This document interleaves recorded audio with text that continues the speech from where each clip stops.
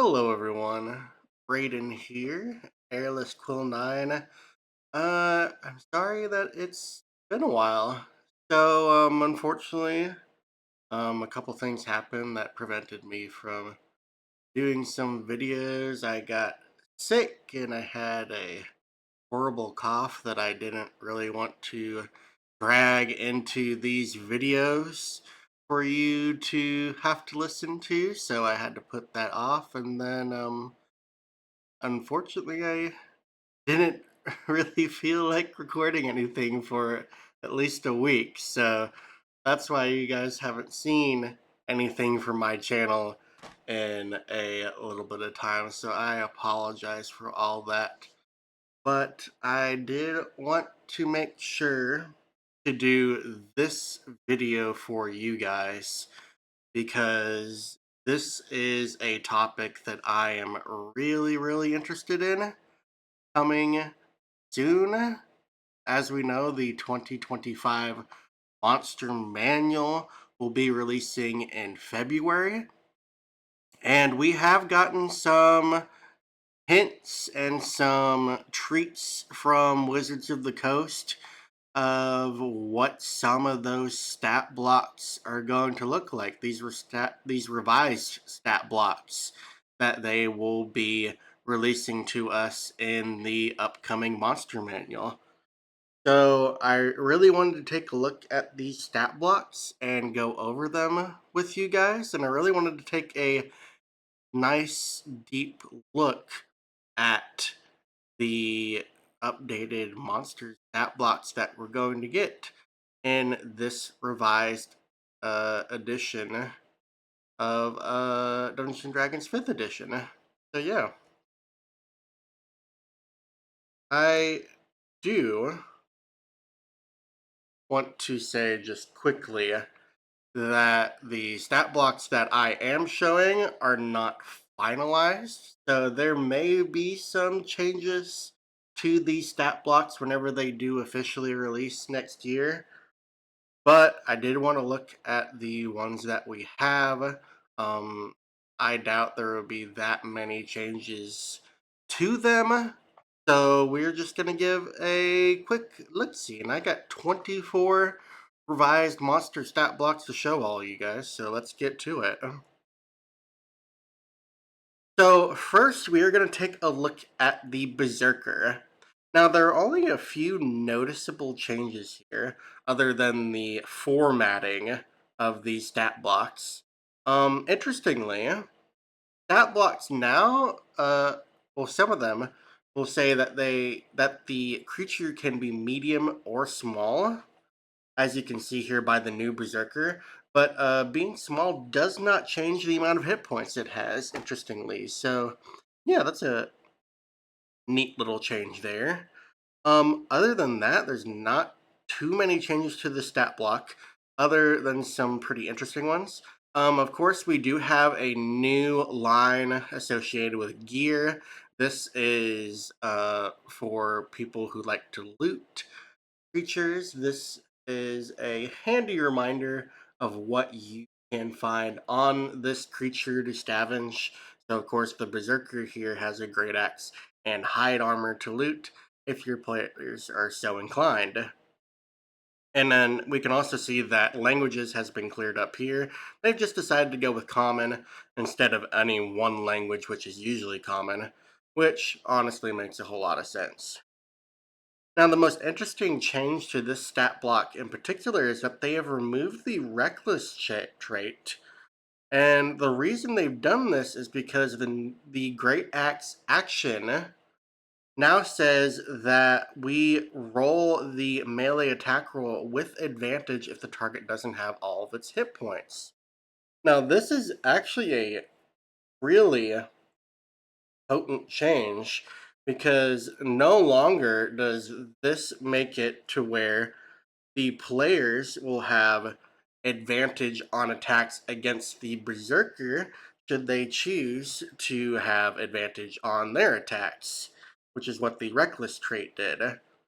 So, because of this, the Berserker is going to be hitting a lot harder than it previously did in its old iteration. So some pretty interesting changes there to the Berserker itself.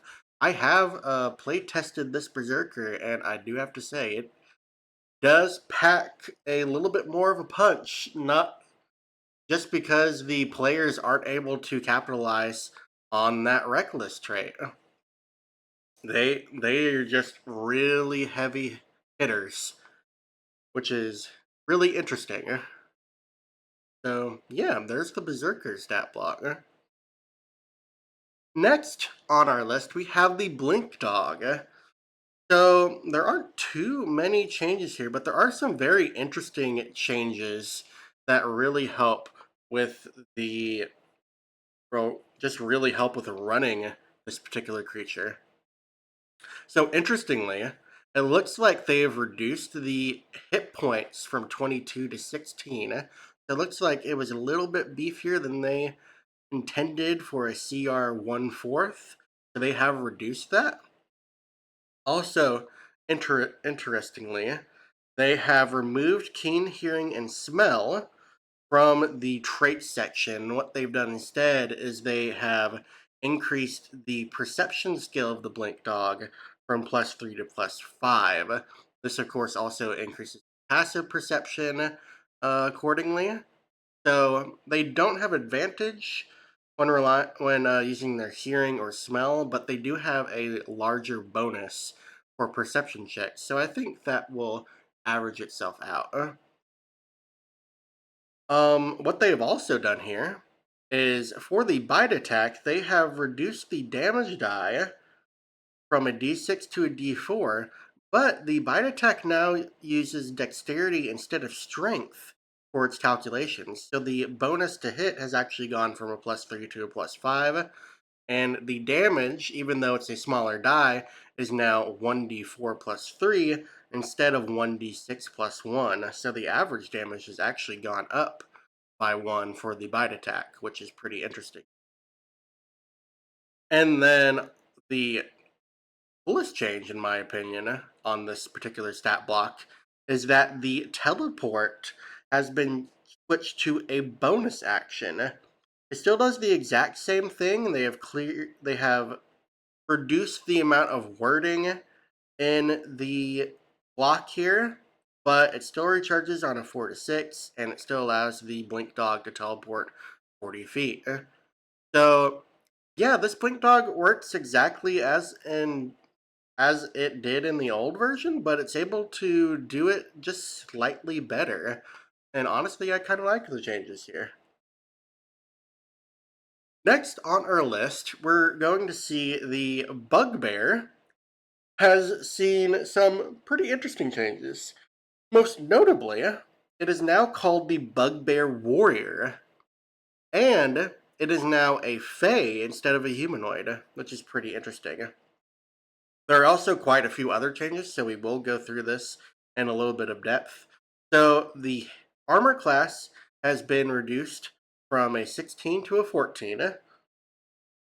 The hit points have been increased from 27 to 33. And it doesn't look like any of the stats have changed at all, and it hasn't gained any saving throw proficiency. So that's unchanged. It did lose the survival skill, interestingly. And we now see that for gear, it has hide armor and 3 light hammers. They have also removed its brute and surprise attack traits, and instead have given it a new trait called abduct. This allows the bugbear's speed to not be halved when it moves with a creature that it is grappling, which is pretty neat. We haven't seen anything like this in a stat block before.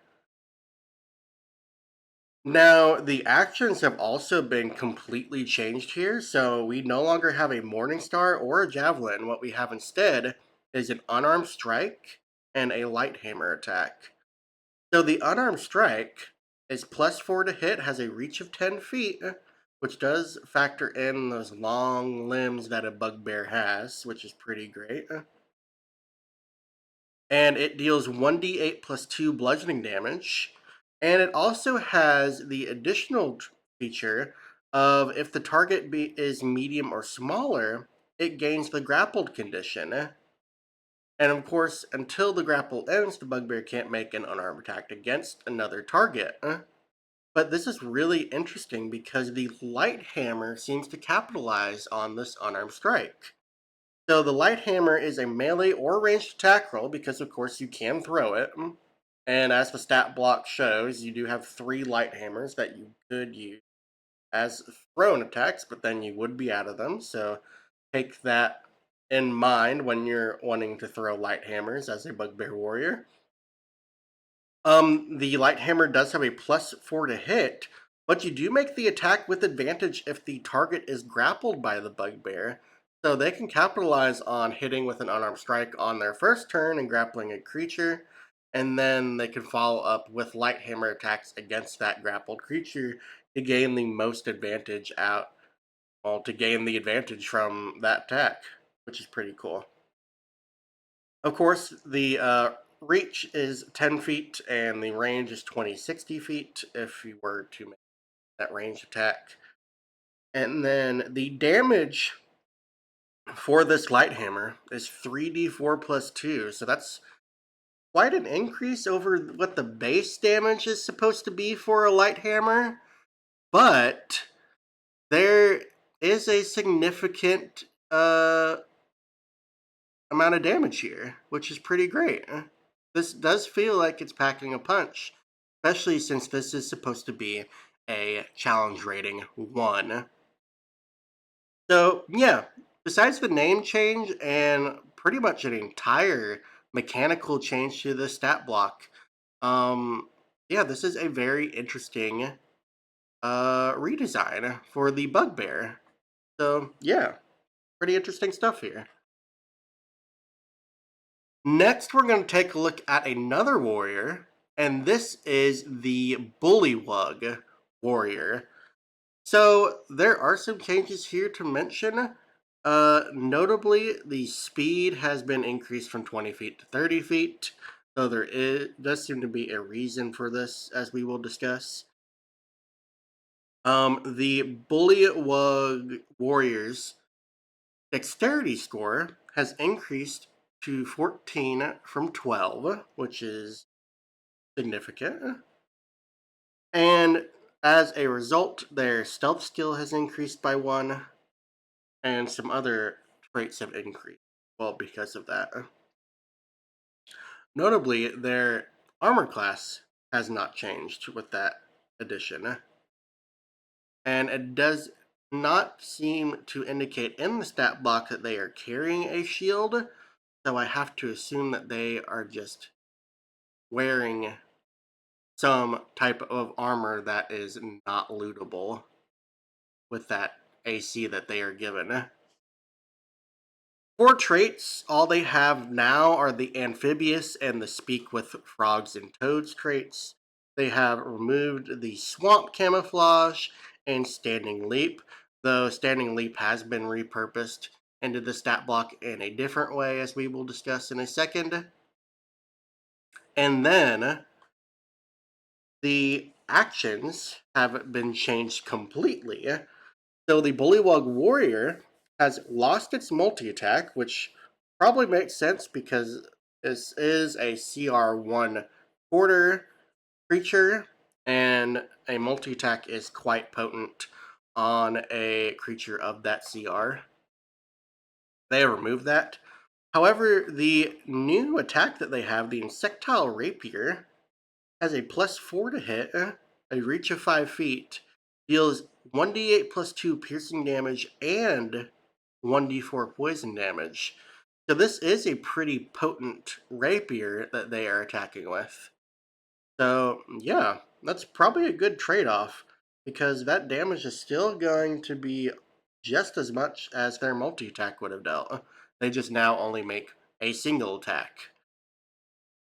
And then they now have a new bonus action. This is called Leap. And what Leap does it allows them to spend 10 feet of their movement to jump 30 feet. This is very similar to what the new jump spell does. It is very cleaned up and very easy to use. So yeah, this is a very nice change here. And I believe that's why they increased the Bullywug speed to 30 feet. That's to account for them leaping every turn if they so wish. So that makes perfect sense. Overall, though, some really neat changes. And then I did overlook this, but bullywugs are now fey creatures and no longer humanoids. So, for what that's worth, interesting. Some pretty interesting changes here overall. Next, we have the Bullywug Bog Sage. So, this is an entirely new stat block. So as you can see here, this Bullywug is a Fey, as the last one was. It has an armor class of 16, hit points of 52, a speed of 30, a swim speed of 30. Interesting that it decreased from the warrior swim speed. They have a strength of 8, a dexterity of 16, a constitution of 14. They also have a saving throw proficiency in constitution. And then they have an intelligence of 10, a wisdom of 12, and a charisma of 16, and they have proficiency in charisma saving throws as well. For skills, they have stealth at +5. They know Bullywug in common, which makes perfect sense. And then this stat block is sitting at a CR4, which is a pretty decent boss for an early level party. For traits, we have Amphibious and Speak with Frogs and Toads. This is, of course, the exact same as the last stat block. And then for actions, we have a multi-attack, which lets us make 2 Putrid Staff attacks. And of course, the Putrid Staff is a melee attack roll, +5, reach 5 feet. On a hit, it deals 1d8 plus 3 bludgeoning damage and 3d6 poison damage. So that's packing quite a punch there. And then spell casting. The Bullywug can cast one of the following spells using Charisma as the spell casting ability modifier, which gives them a spell save DC of 13. And at will, they can cast Dancing Lights and Ray of Sickness as a level 2 spell. And twice per day each, they can cast Fog, Cloud, and Grease. And then once per day, they can cast Vitriolic Sphere, which is a pretty potent acid damage spell. And then, of course, as their bonus action, they can sacrifice 10 feet to leap 30 feet.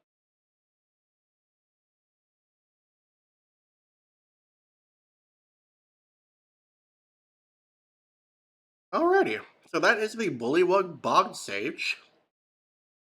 Some pretty interesting changes here, or some pretty interesting things here overall. This is definitely going to be a potent attacker, and they're going to be able to do quite a bit, especially with that Putrid Staff. That's going to pack quite a punch. That's an average 34 damage per turn, which is not to be trifled with.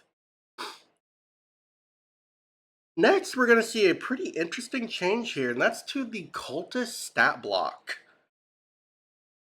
So, notably, the Cultist can be medium or small, as we saw earlier with the Berserker stat block. Other than that, there aren't really any changes here on the left side of their column. They did get the gear section, which says they have leather armor and a sickle, which is new. They have removed the Dark Devotion trait, but in return, they have given the cultist proficiency in wisdom saving throws, which does make sense since wisdom is usually the ability score used to combat the charmed and frightened conditions. So that's to make up for removing that trait. Also notably, they've removed the religion skill from their stat block, which is quite interesting. They have simplified their languages to common, and then they have an entirely new attack, which has replaced the scimitar. It is a Ritual Sickle, which has a +3 to hit, reach 5 feet, and deals 1d4 plus 1 slashing damage, plus 1 necrotic damage. Pretty interesting uh, changes there for the cultist. Quite interesting indeed.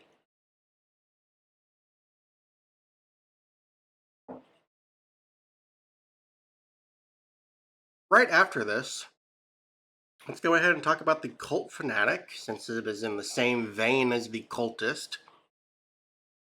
The Cultist Fanatic, as it has been renamed, can be a medium or small humanoid. Its hit points has been increased from 33 to 44. So they're batting a little below the belt for a CR2, apparently. Their stats are pretty much the same. Of course, they have been given proficiency and wisdom saving throws, because they also have had their dark devotion trait removed. So that makes sense there. Their charisma score went down by 1 to 13, but their wisdom score went up by 1 to 14. So that has changed some modifiers. They have also lost the religion skill. And it says that they have leather armor for their gear, because they have a special weapon attack now. Excuse me. For their actions, they have the Pact Blade. So they no longer have a multi-attack, but they do have this Pact Blade attack and some additional things that we will talk about. So the Pact Blade is a +4 to hit, reach 5 feet, deals 1d8 plus 2 slashing damage, plus 1d6 necrotic damage. And let me tell you, because I did run one of these things, that Pact Blade packs quite a punch, especially at early levels. It is quite devastating to an early level party.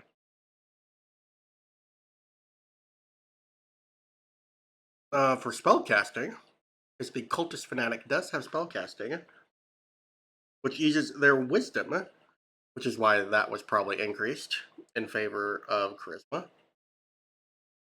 So they now have a spell save DC of 12 with that. And at will, they can cast Light and Thaumaturgy. Twice per day, they can cast Command, and once per day, they can cast Hold Person. As a bonus action, though, twice per day, they can cast Spiritual Weapon. And I like the way this is formatted, because it says they cast Spiritual Weapon, and then it advises you that Spiritual Weapon has a +4 to hit. Its reach is 5 feet from the spectral weapon, and then on a hit, it deals 1d8 plus 2 force damage. So, yeah, I really like the new formatting here. So, they lost the multi-attack in their base stat block, but now they can have a spiritual weapon up as a bonus action. So, that basically gives them a multi-attack. Do keep in mind, though, that spiritual weapon is concentration. So if they are using their spiritual weapon, you won't be able to cast Hold Person without losing concentration on that spiritual weapon. So do keep that in mind for some spell casting compatibility there.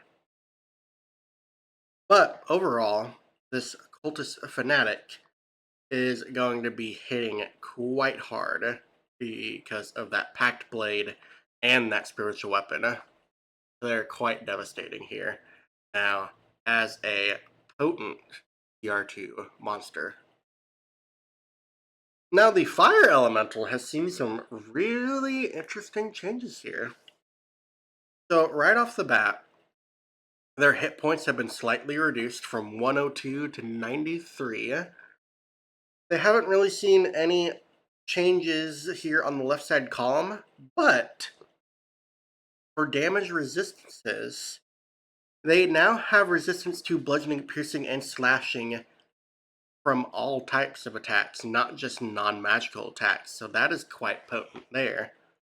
They have also added on that the Fire Elemental has a vulnerability to cold damage, which is quite interesting. That's something that your players can capitalize on. especially since it's going to be resisting all their weapon attacks, which is quite potent in itself. Other than that, languages now specifies that it's primordial Ignan, which is an interesting change. It's lost all of the, well, it's not lost all of its traits. There have been some small changes here. Um, we now have the Fiery Aura trait, which gives it a 10-foot emanation that deals 1d10 fire damage, and applies the Burning hazard to creatures that are caught by this emanation, which is quite interesting. And I've also included here what the definition is for burning so that you understand what that does. So I like the change there. Fire form pretty much works the exact same. It has the wording changed up slightly here. And then, of course, illumination and is the same, and water susceptibility has been changed slightly. It used to just deal 1 cold damage for every 5 feet of water that the elemental moved through. Now it deals 1d6 cold damage for every 5 feet the water elemental moves through, or the fire elemental moves through, or for every gallon. So an increase there. I don't believe though that this cold damage that the water susceptibility deals would be doubled by the vulnerability. I could be wrong there. It's not clear, but yeah, I don't want to think it does, but it could, depending on how you want to run it. And then for actions, this has been cleaned up slightly. The elemental now makes 2 burn attacks, and burn is a +6 to hit, reach 5 feet, deals 2d6 plus 3 fire damage, and then if the target is a creature or a flammable object, it starts burning, which of course refers to that hazard there, which just deals 1d4 fire damage at the start of each of the creature's turns, and then they can end the burning hazard by using an action to give themselves the prone condition and roll on the ground.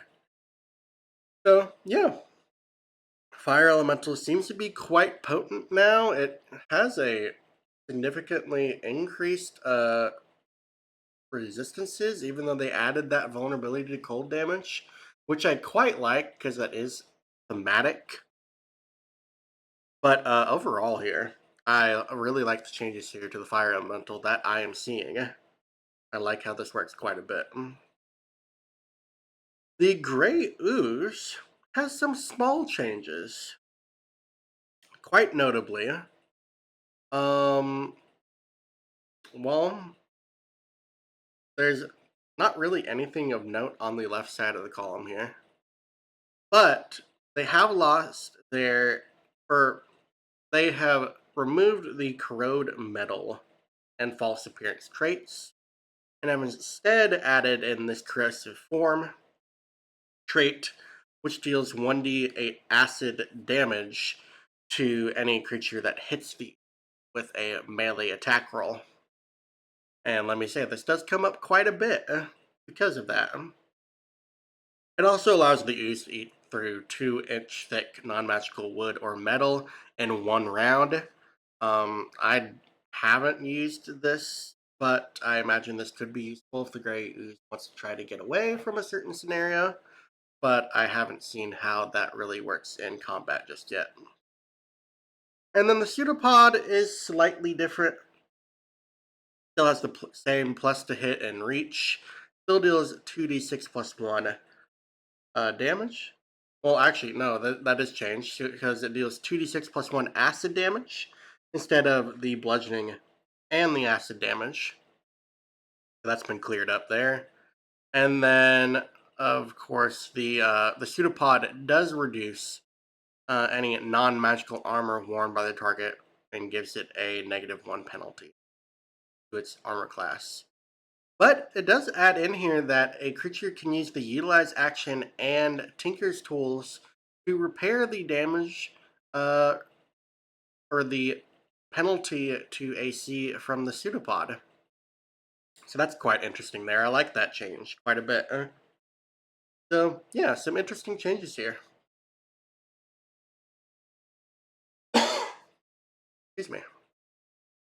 So here we have a very, very interesting change. And that is to the Ancient Green Dragon. So there are honestly so many changes here that we are just going to talk about though. Because there are quite a few more than I initially saw looking at this. So hit points have been increased to 402. Initiative, the Ancient Green Dragon now has a +8 to initiative, and they also have a new trait called Battle Ready, which gives an advantage on initiative rolls. This is why the parentheses for static initiative is 23. So the Ancient Green Dragon has a really high chance of going first in combat now, which I really, really like. Also notably, the Ancient Green Dragon has lost saving throw proficiency in Charisma and Constitution, which is quite interesting. Its amount of skills have been decreased, and now only has Perception, Persuasion, and Stealth. So you could definitely add additional skills to the stat block if you so wished as the Dungeon Master. There's no reason why you can't, because it doesn't change the stat block at all. I personally would have kept Deception in there and removed Persuasion, but it is what it is. Immunities have not changed at all. Blind Sight, Dark Vision, all that stuff is the same. Interestingly enough, the stat block does now specify that the amount of experience that the party receives by defeating the Ancient Green Dragon in its lair. So they gain 9,000 extra experience, which is quite neat.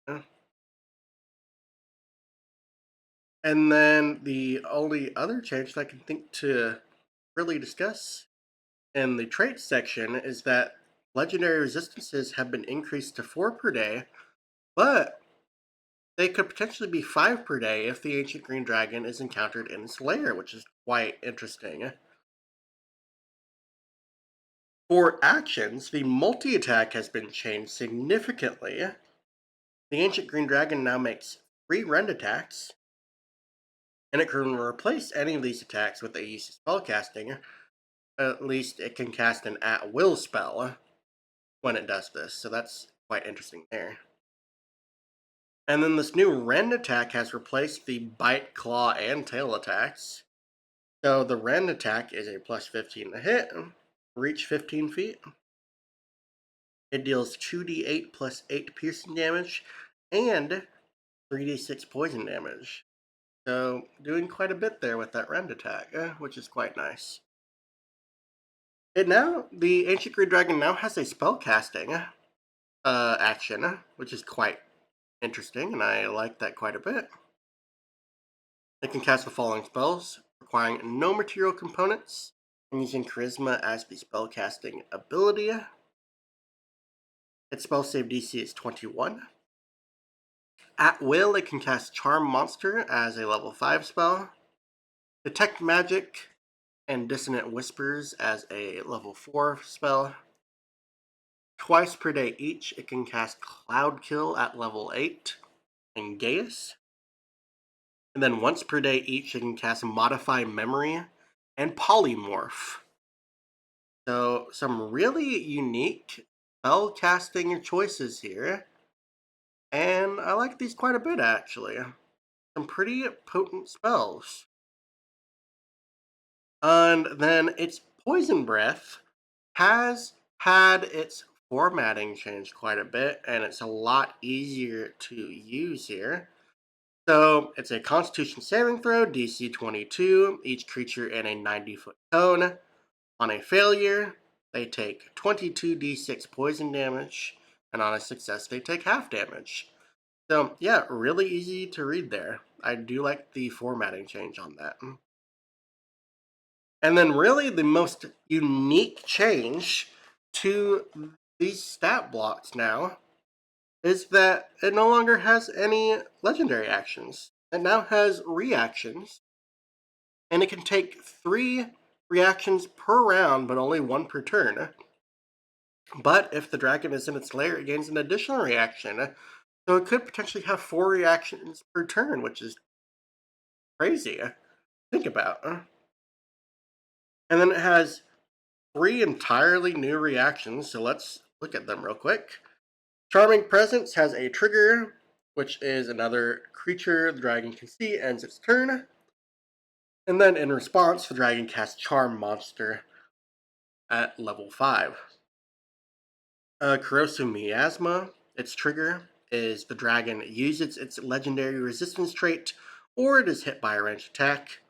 In response, there's a Constitution saving throw that needs to be made, DC 21. Each creature in a 30-foot radius sphere centered on a point the dragon can see within 90 feet. On a failure, creatures in that sphere take 46 poison damage, and they gain a -2 penalty to their armor class until the end of their next turn. That's quite unique, and I like that quite a bit. Rend Retaliation is a trigger, or its trigger is the dragon takes damage, and then in response, the dragon makes 1 rend attack.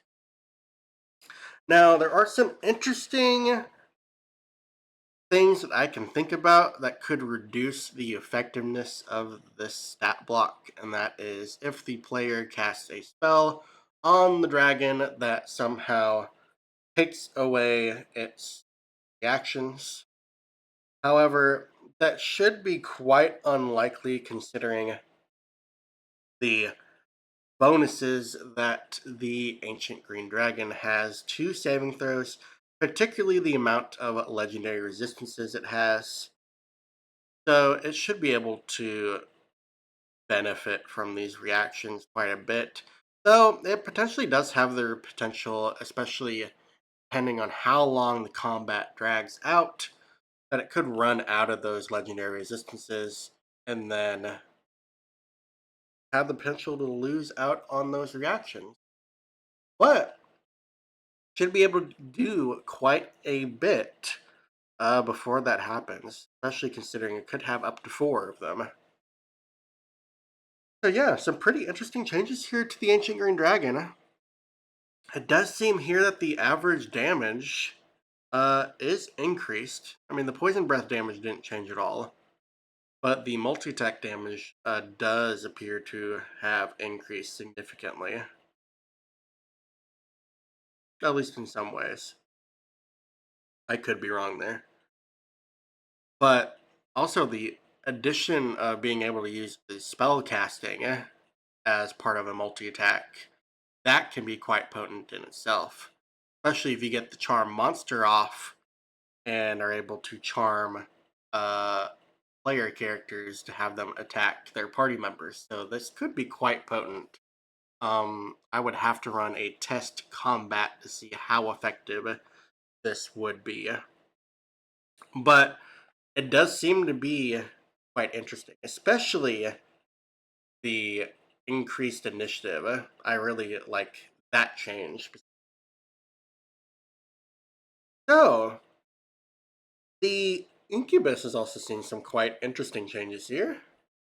Most notably is that they have lost their bludgeoning, piercing, and slashing resistance to non-magical attacks, but that's not quite a detriment, honestly. They do now have resistance to psychic damage instead of lightning damage, and there is a reason for this, is because the Succubus stat block is also different. Other than that, not too many changes on the left side of the stat block. They have lost some skills, but they have a new trait called Succubus Form that lets them shapeshift into a succubus whenever they take a long rest, which replaces this stat block with the Succubus stat blocker. and we will look at the Succubus stat block after this. As for the right side of the new stat block, the actions and bonus actions are all completely new. So, for its multi-attack, the Incubus can make 2 Nightmare Touch attacks, which have a +7 to hit, and deal 3d6 plus 5 psychic damage. And it curses the target for 24 hours or until the Incubus dies. And this specific curse makes it where the target gains no benefit from finishing short rests, which could be quite devastating, especially if that Incubus is able to escape combat. For spell casting, the Incubus can cast the following spells without any material components, and they have a spell save DC of 15. At will, they can cast Charm Person, Disguise Self, and Etherealness. Once per day each, they can cast Dream and Hypnotic Pattern, which makes quite a bit of sense. And then, as a bonus action, they have Nightmare, which has a recharge of 6. It has a Wisdom saving throw DC 15. One creature the Incubus can see within 60 feet. On a failure, if the target has 20 hit points or fewer, it has the unconscious condition for 1 hour until it takes damage or until a creature within 5 feet of it takes an action to wake it. Otherwise, the target takes 48 psychic damage.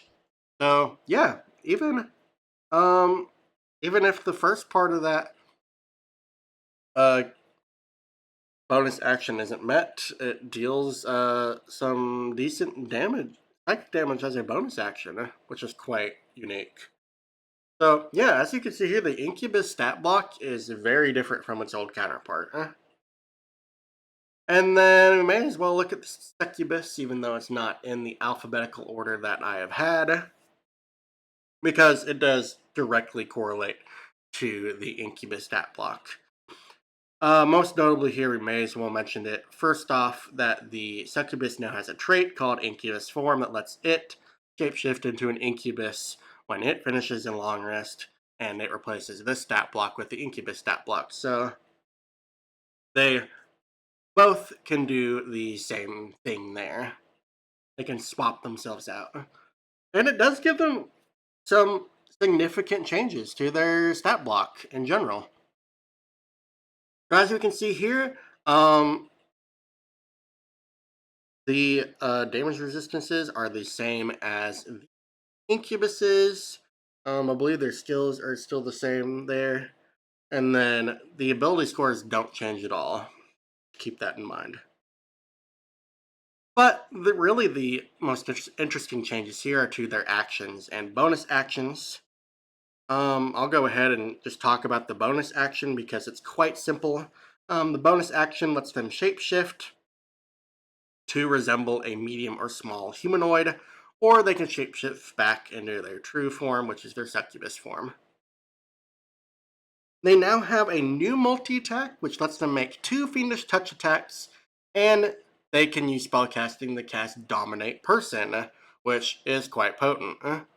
They can also replace one of their attacks with a use of Draining Kiss.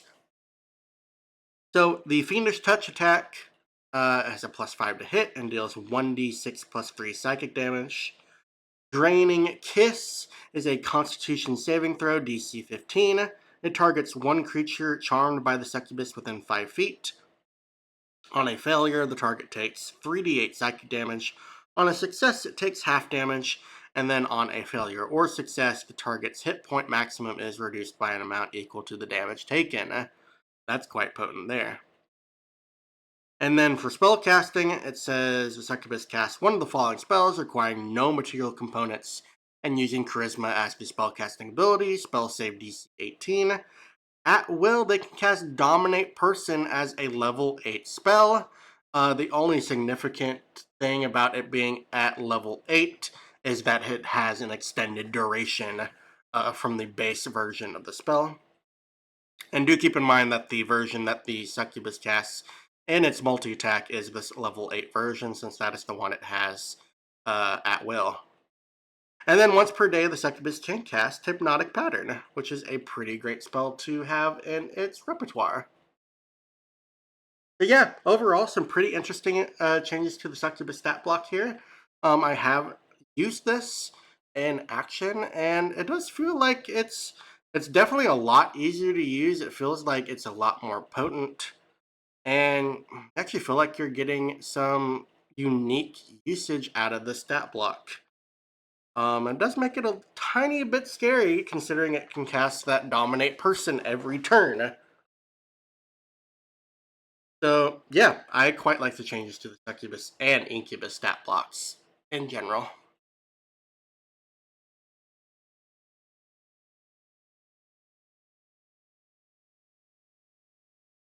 All right, so let's talk about the Knight. The Knight has actually seen some significant changes here. First off, like some of the other humanoids that we've encountered, they can be medium or small, which doesn't change any of their stats. Their AC, HP, and speed have remained the same, so have their ability scores. Those have not changed. They do still have saving throw proficiencies in Constitution and Wisdom. Their gear section says that they have a great sword, a heavy crossbow, and plate armor. And then for languages, they now get common plus any one other language instead of just one language, which was usually common, which is quite a nice change. They have lost the brave trait, which I guess makes sense because they did have that wisdom saving throw proficiency. So giving them advantage on that one specific condition was, I guess, they decided unnecessary.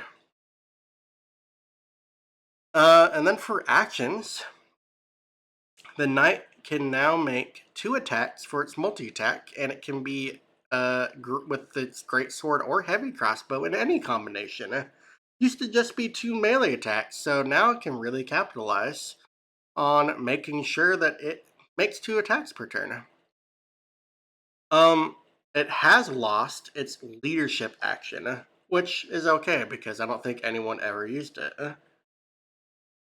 The great sword has seen a change because now, in addition to the 2d6 plus 3 slashing damage it deals, it now deals an additional 1d8 radiant damage, which is quite significant.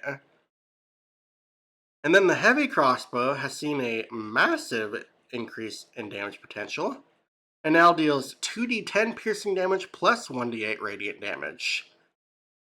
Now it still has a plus 2 to hit, so that's still quite lower than the greatsword's plus to hit. But if you're hitting with that heavy crossbow, it is going to hit just as hard as that greatsword now because of the damage increase, which is quite potent. And then, of course, the reaction it has is parry, which still does the same thing, though the wording has changed up a tiny bit just to fit the new format. But overall here, yeah, the knight is actually has more damage potential now because of the additional radiant damage it deals, and because of the changes made to its multi-attack and heavy crossbow attack. So yeah, some pretty cool changes there. So let's talk about the Kuo-toa. The Kuo-toa is now an aberration instead of a humanoid, which is an interesting change. Overall, other than that, there are not really any changes to its base stats.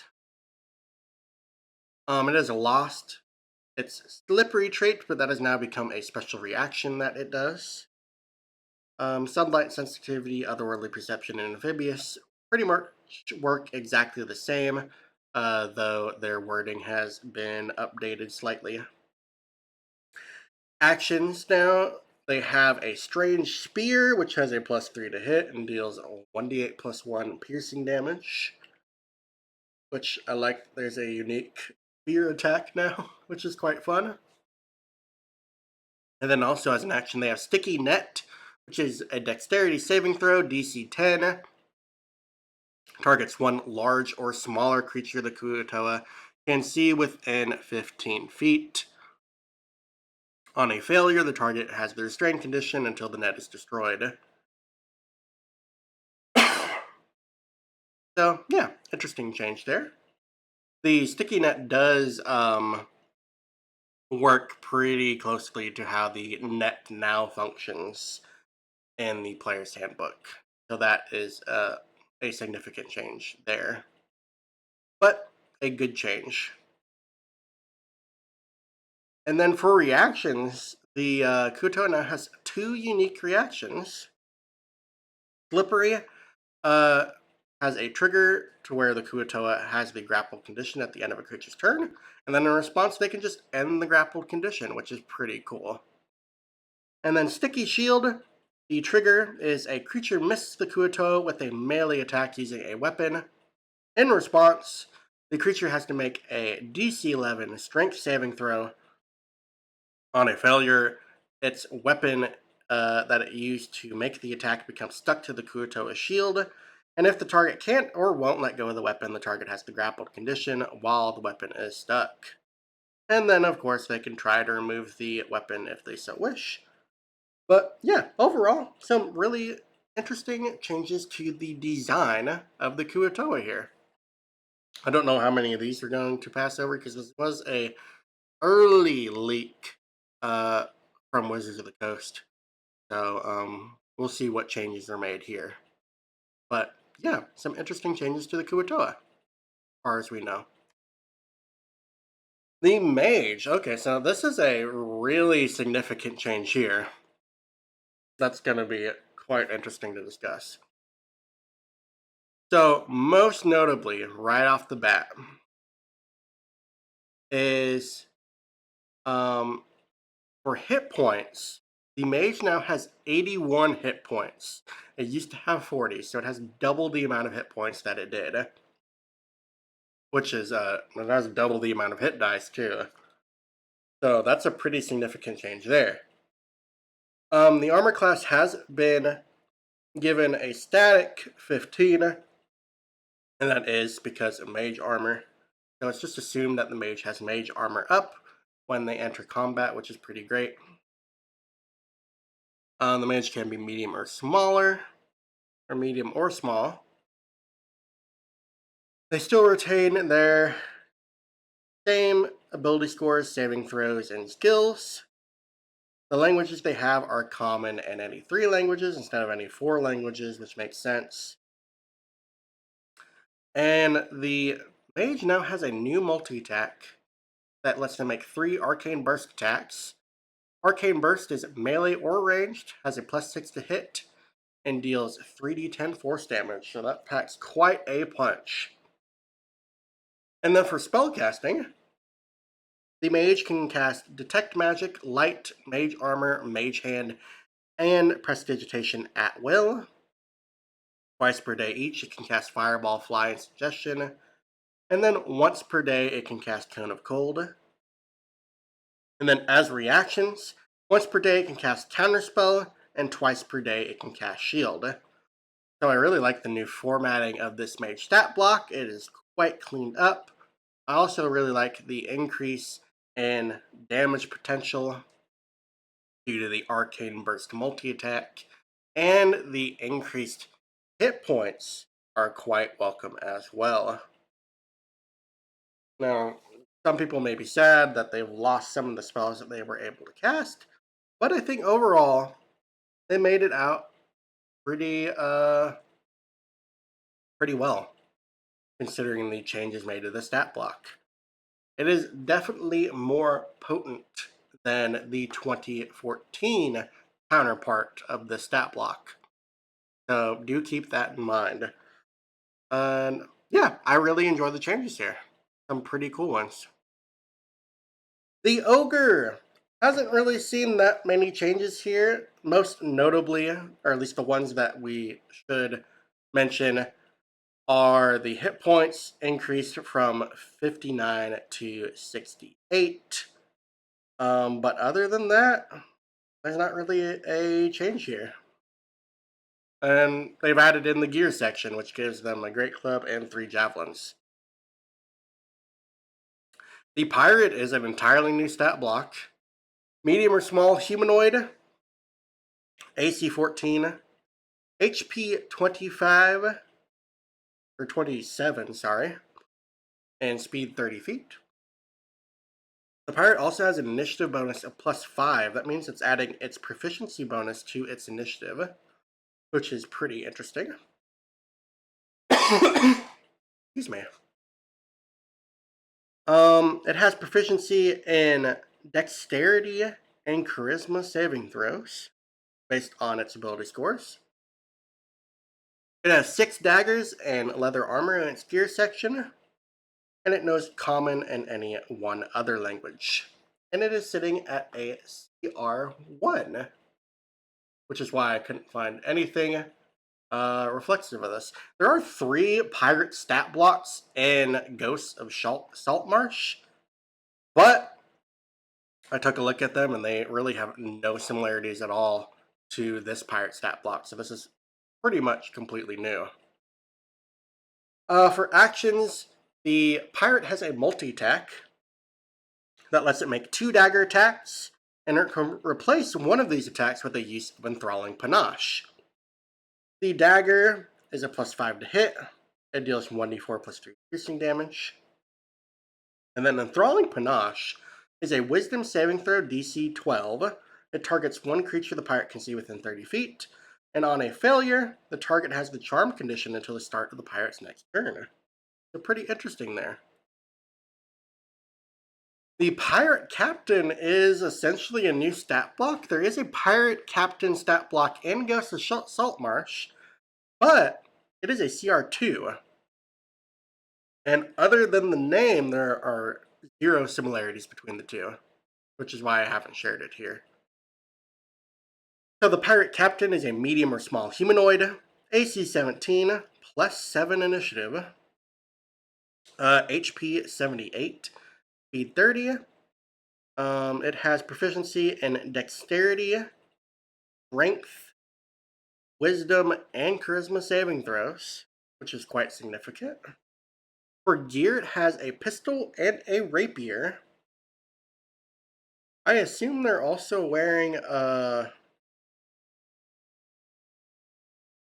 some armor here, but it doesn't state in the gear what type of armor they're wearing, so I guess it's not salvageable.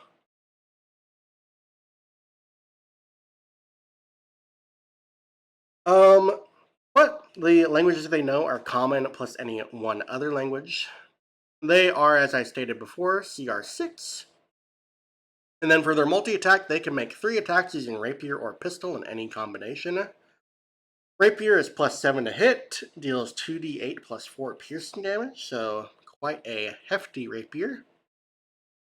And then the rapier also gives the pirate advantage on the next attack roll it makes before the end of this turn, which is quite neat.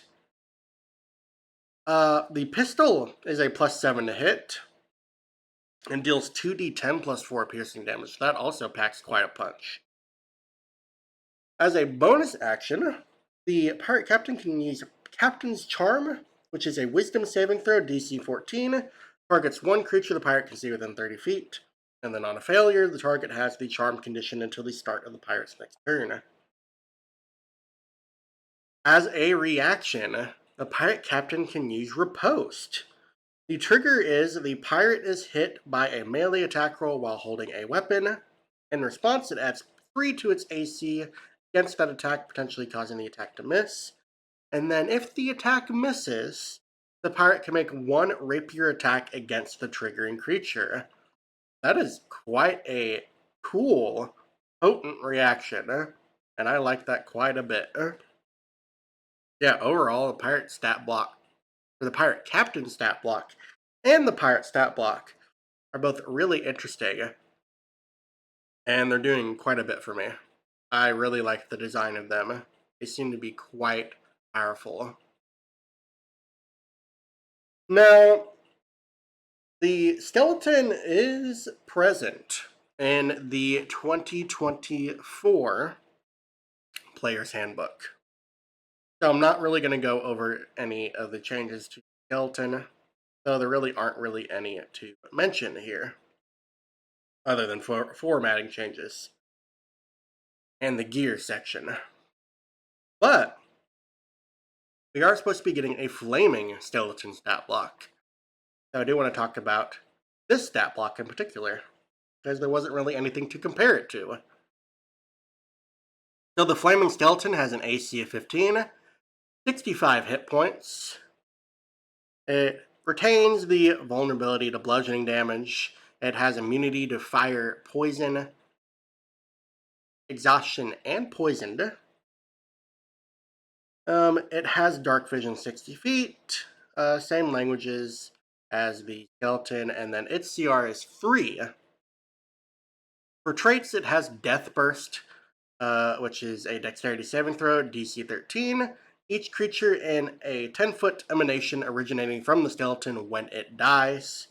On a failure, it deals 2d6 piercing damage plus 2d6 fire damage. And on a success, it deals half damage.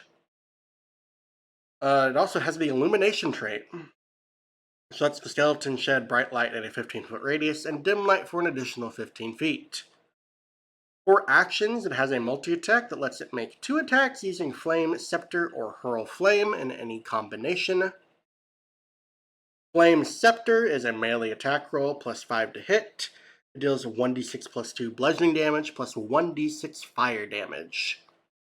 And then Hurl Flame is a ranged attack plus 5 to hit, and it deals 1d8 plus 3 fire damage.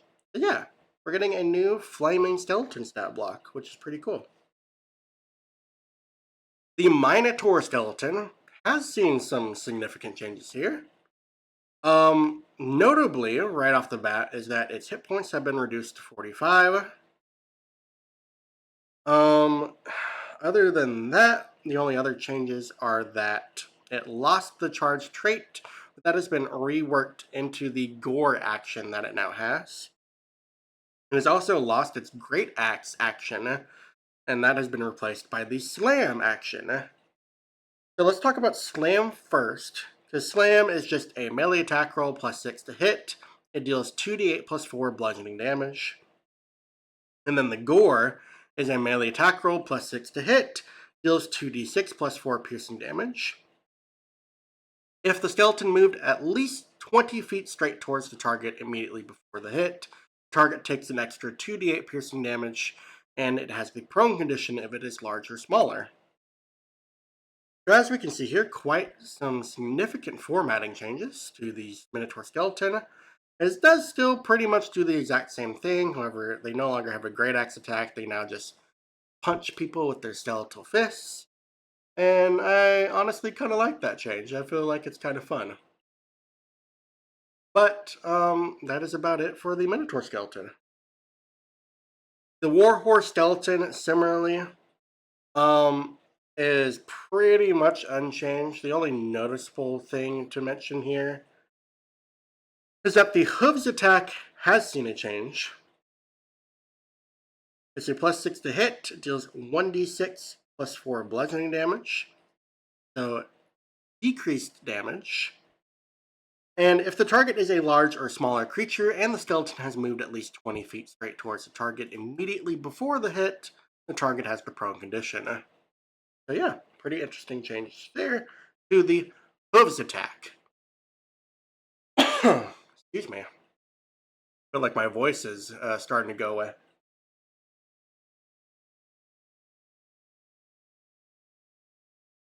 And finally, let's talk about the Stone Golem. The Stone Golem is a CR10. Oh, and I didn't really talk about this in the Incubus and Succubus, but Shapeshift is a term now used in 2024. It refers to any effect, such as Wild Shape or the Polymorph spell, or any effect that just lets you change your form. So the Stone Golem has that. It says immutable form, the Golem can't shapeshift. This is different wording from the old Stone Golem. Well, let's talk about the significant change to the Stone Golem, because it is quite different. So its armor class has been increased to 18. its hit points have been increased to 252 from 178, which is quite a significant increase. It gained an additional 7 hit dice, which is a lot. Other than that, it lost the bludgeoning, piercing, and slashing from non-magical attacks that aren't adamantine immunity. And it lost the magic weapons trait, but its actions are quite different now. So for its multi-attack, the Golem makes 2 attacks using Slam or Force Bolt in any combination. Force Bolt is entirely new. Slam now is still plus 10 to hit, but it deals 2d8 plus 6 bludgeoning damage, plus 2d8 force damage. That's how they're counteracting that magic weapons removal. And then Force Bolt is a ranged attack roll plus 9 to hit and deals 4d12 force damage. Now the Stolen Golem now has a ranged attack option, which is quite significant. And it has a range of 90 feet, which is also quite significant. And then the slow action has changed significantly, and now it just allows the Golem to cast the slow spell, which gives it an increased range from the old slow trait, or slow action, and lets it target a significant increased amount of creatures. So, yeah, overall, the Stone Golem got buffs out the wazoo, which is really cool to see. The Stone Golem is very scary now, and I like it. The Tough Boss is a completely new stat block. It is a medium or small humanoid, AC 16, hit points 82. It has proficiency in strength, constitution, and charisma saving throws. For gear, it has chainmail, heavy crossbow, and warhammer. It is a CR4 creature. It has pack tactics. And its multi-attack lets it make 2 attacks using warhammer or heavy crossbow. Warhammer is a plus 5 to hit, deals 2d8 plus 3 bludgeoning damage, and then if the target is large or smaller, the tough can push the target up to 10 feet straight away from itself. And then the heavy crossbow is plus 4 to hit and deals 2d10 plus 2 piercing damage. So yeah, some really interesting things here in this tough boss stat block. Very nice boss monster for low-level parties.